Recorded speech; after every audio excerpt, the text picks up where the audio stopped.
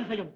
பாத்திரலா நாரதரே, அகத்தியர் இந்த பகுதியை விட்டு தென்பகுதிக்கு புறப்பட்டதும் இரவரின் திருமணமும் நடந்தேறியது, நிலமும் சமநிலை அடைந்து விட்டது. நாரதா, இது புரியாமல் அகத்தியரை பார்த்து உங்களுக்கு ஆற்றல் இருக்கிறதா, திறமை இருக்கிறதா என்று கேட்டாயே. இப்போது அகத்தியரின் வல்லமையை நாரதன் நன்றாக புரிந்து கொண்டிருப்பான். இனி எதுவும் பேச மாட்டான். உங்களுக்கெல்லாம் ஒன்றுமே புரியவில்லை. இறைவனின் கல்யாண காட்சியை காண எங்கே அகத்தியர் இங்கேயே இருந்து விட போகிறாரோ என்று எண்ணி அவர் போவதற்குத்தான் நான் கோபத்தை உண்டாக்கினேன். இது புரியவில்லையே உங்களுக்கு? சரி நாரதரே, இப்படி ஒருவரை தேர்ந்தெடுத்து நிலத்தை சமநிலைப்படுத்திய ஆண்டவருக்கு முதலில் நாம் அனைவரும் நன்றி சொல்ல வேண்டும். வாருங்கள் போகலாம். இந்த தேவேந்திரனுக்கு சமய சந்தர்ப்பமே தெரிவதில்லை. திருமணம் முடிந்து பரமன் பள்ளி அறையில் இருக்கிறார். இன்று ஒரு நாளாவது அவர் சற்று நிம்மதியாக இருக்கட்டுமே. ஓம் சஹனா பவது சஹனௌ புனக்து சஹ வீர்யம் கரவாவஹை தேஜஸ்வினாவதீதமஸ்து மா வித்விஷாவஹை. ஓம் சாந்தி சாந்தி சாந்தி.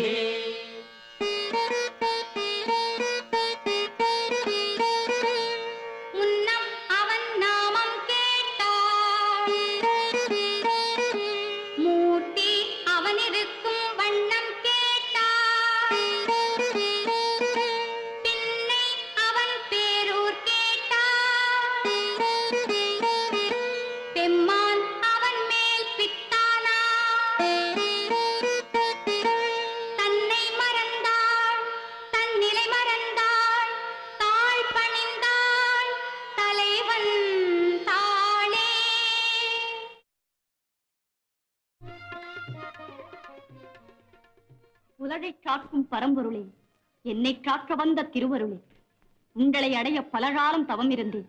அதன் பயனை பெற்றுவிட்டேன். கல்யாண சுந்தரராக வந்து என் கரம் பிடித்த காட்சியை பூர்வத்தில் நான் பெற்ற பெரும் வரமாக நினைத்து பூரிப்படைகிறேன். இமவான் பெற்ற உமாதேவி, என் உள்ளம் கவர்ந்த எழிலரசி, என் இதயம் திறந்து சொல்கிறேன், இன்றைய தினத்திலிருந்து என்னில் சரிபாதி நீ, உன்னில் சரிபாதி நான். இறைவா, தங்கள் திருவடியை அடையத்தான் பெருந்தவம் செய்தேன். ஆனால் உங்கள் திருமேனியில் எனக்கு சரிபாதி கொடுத்து விட்டீர்கள் என்றால் நான் திரும்பவும் பாக்கியசாலி. இன்று என் மகிழ்ச்சிக்கு எல்லையே இல்லை. தேவி, உன் மகிழ்ச்சியிலே எனக்கும் பங்குண்டு. அப்படி என்றால் என் மனக்குறையிலும் தங்களுக்கு பங்கு இருக்க வேண்டும் அல்லவா? என்ன குறை? உலகாளும் இறைவன் இணையாளும் நாயகனாக வரப்போகிறார் என்று என் தந்தை பலமான ஏற்பாடுகளை செய்து வைத்திருந்தார். அதற்கு என்ன பங்கம் வந்துவிட்டது இப்போது? பங்கம் ஒன்றுமில்லை. ஈசனின் திருமணம் ஆயிற்றே, எண்ணற்றவர்கள் வருவார்கள் என்று ஏராளமாக செய்து வைத்த ஆகாரங்கள் எல்லாம் அப்படியே இருக்கிறது. இதுவரை உணவருந்த ஒருவர் கூட வரவில்லை. உங்களுடன் வந்திருப்பவர்கள் எல்லாம் அருண் தபசிகள், அருந்த பசியில்லை என்கிறார்கள். தேவர்களோ எதுவுமே தேவையில்லை என்கிறார்கள். ஏனென்றால் பார்க்கடலில் அமுதத்தை பருகிய நாளில் இருந்து பசியே இல்லை என்கிறார்கள். மற்றவர்களை கூப்பிட்டாலோ உணவை வெறுத்தவன் தான் யோகி என்று தத்துவம் பேசுகிறார்கள். இப்படி இருந்தால் எப்படி? மாப்பிள்ளை வீட்டாரில் சாப்பிடக்கூட ஆட்கள் இல்லையே என்று எங்கள் வீட்டார் பேசுவது எனக்கு சங்கடமாய் இருக்கிறது. வந்து அனைவரையும் சாப்பிட சொல்லுங்களேன். தேவி, உணவருந்துவதில் வல்லவர்களெல்லாம் என்னிடமும் இருக்கிறார்கள். எல்லோரையும் அனுப்புகிறேன். ஆனால் அனைவருக்கும் அமுது படைக்க உங்களால் முடியுமா என்று முதலில் ஆலோசனை செய்து கொள். என்ன சுவாமி அப்படி சொல்லிவிட்டீர்கள்? மலைகளிலெல்லாம் உயர்ந்த மலைக்கு அதிபதி என் தந்தை. எங்களிடம் இருக்கும் செல்வத்திற்கு எல்லையே இல்லை. எல்லா உலகங்களில் இருந்து எத்தனை பேர் வந்தாலும் அத்தனை பேருக்கும் ஒரே சமயத்தில் அமுது படைக்கும் சக்தி எங்களுக்கு உண்டு. சக்தி? உன் சக்தி எனக்கு தெரியாதா? பிறகு என்ன சந்தேகம்? அனைவரையும் உணவருந்து அனுப்புங்கள். அனைவரும் வேண்டாம். முதலில் இருவரை அனுப்புகிறேன். அவர்களுக்கு திருப்தியாக அமுது படையுங்கள். என்ன சுவாமி ஏளனம் செய்கிறீர்கள்? எத்தனையோ பேருக்கு செய்து வைத்ததெல்லாம் அப்படியே இருக்கிறது. இருவரை அனுப்புகிறேன் என்கிறீர்களே. முதலில் இருவர் பசி தீரட்டும். சரி, உங்கள் இஷ்டம். இறைவா வணக்கம். கல்யாண சாப்பாடு உங்களுக்காக காத்திருக்கிறதா? காரியத்தை துவக்குங்கள். உத்தரவு.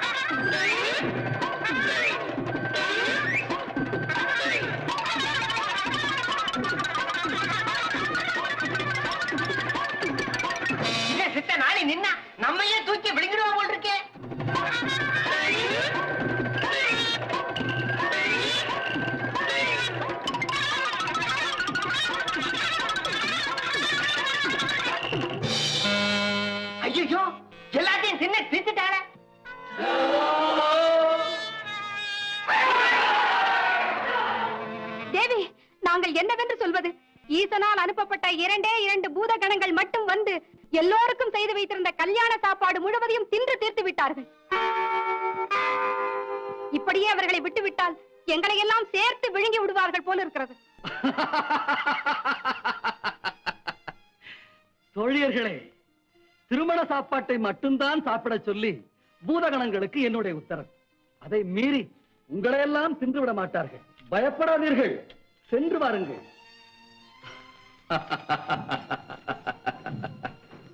பூதகணங்களே, இறைவா, ஆகாரம் முழுவதையும் தின்று தீர்த்து விட்டோம். அடுத்த உத்தரவு என்னவோ? உண்ட மயக்கம் தொண்டருக்கும் உண்டு. சற்று ஓய்வெடுங்கள்.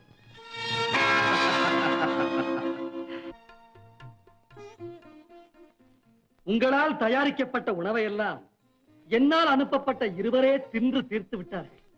மற்றவர்களெல்லாம் அனுப்பட்டுமா? அவர்களுக்கெல்லாம் எப்போது உணவு தயாரிக்கப் போகிறீர்கள்? நிமிர்ந்து பார். எதற்காக இதை சொல்ல வந்தேன் என்றால், மலைகளிலெல்லாம் உயர்ந்த மலைக்கு அதிபதி உன் தந்தை. உங்களிடம் இருக்கும் செல்வத்திற்கு எல்லையே இல்லை. ஒரே சமயத்தில் எத்தனை பேர் வந்தாலும் அத்தனை பேருக்கும் அமுது படைக்கும் சக்தி உங்களுக்கு உண்டு. அப்படிப்பட்ட வசதி படைத்த நீங்கள் மாப்பிள்ளை வீட்டாரில் இருவருக்கு மட்டும் சாப்பாடு போட்டுவிட்டு மற்றவர்களெல்லாம் பட்டினி போட்டீர்கள் என்றால் அதை பற்றி நாளை எங்கள் வீட்டார் பேசுவது எனக்கு சங்கடமாக இருக்கும். அதனால் மற்றவர்களெல்லாம் உணவருந்த உடனடியாக அனுப்பி வைக்கட்டுமா? சுவாமி, இது என்ன சிரிப்பொலி? யார் நகைப்பது? அகத்தியன் எங்கோ இருந்து கொண்டு மானசீகமாக நம்மை நினைத்திருக்கிறான். அவன் மனக்கண் முன் இந்த காட்சி தென்பட்டிருக்கிறது. தன்னை மறந்து சிரித்திருக்கிறான். அகத்தியர் எதற்காக சிரிக்க வேண்டும்? அதற்கு காரணத்தை அவனிடமே போய் கேட்கலாம். வா.